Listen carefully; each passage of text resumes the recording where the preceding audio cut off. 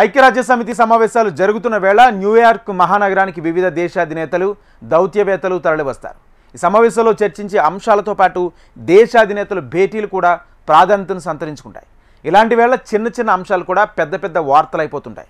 America అధ్యక్షుడు ట్రంప్తో పాటు ఆయన సతీమణి సమితి కార్యాలయంలో చేదు అనుభవాలను ఎదుర్కోవాల్సి వచ్చింది.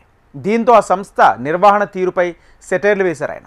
మరోవైపు ట్రంప్ కాన్వే వెళ్తుంటే ఫ్రాన్స్ అధ్యక్షుడు మ్యాక్రాన్ కాన్వేను నిలిపివేయడం అందరి దృష్టిని ఆకర్షించింది.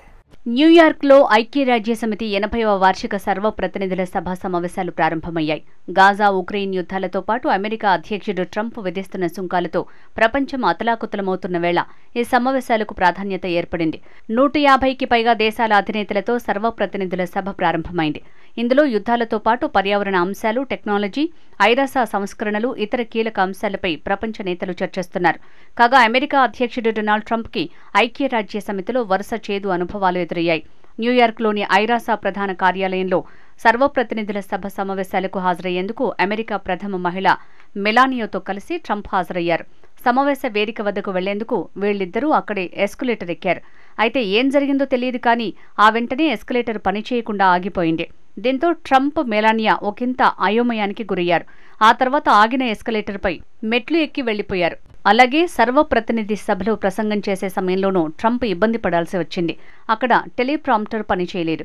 దీంతో ఆయన ఇబ్బంది పడతారేమోనని అక్కడి సిబ్బంది ఆందోళన చెందారు. ఇక్కడున్న టెలిప్రాంప్టర్ పనిచేయడం లేదు, అయినా పర్వాలేదు, అది లేకుండా నేను చదవగలను అంటూ ఏమాత్రం తడబడకుండా ట్రంప్ తన సందేశాన్ని చదువుతూ పోయారు. కాసేపటికి వ్యక్తిగత సిబ్బంది ప్రింటెడ్ కాపీని అందించగా అందులో సందేశాన్ని అలవోకగా చదివేశారు. దీన్ని ఉపయోగించి ఇక్కడ మాట్లాడాలనుకుంటున్న వాళ్లకు మాత్రం కాస్త ఇబ్బంది అని ఆయన అనటంతో అక్కడ నవ్వులు విరబూశాయి. Making this speech without a teleprompter because the teleprompter is not working. I feel very happy to be up here with you nevertheless, and that way you speak more from the heart. I can only say that whoever's operating this teleprompter is in big trouble.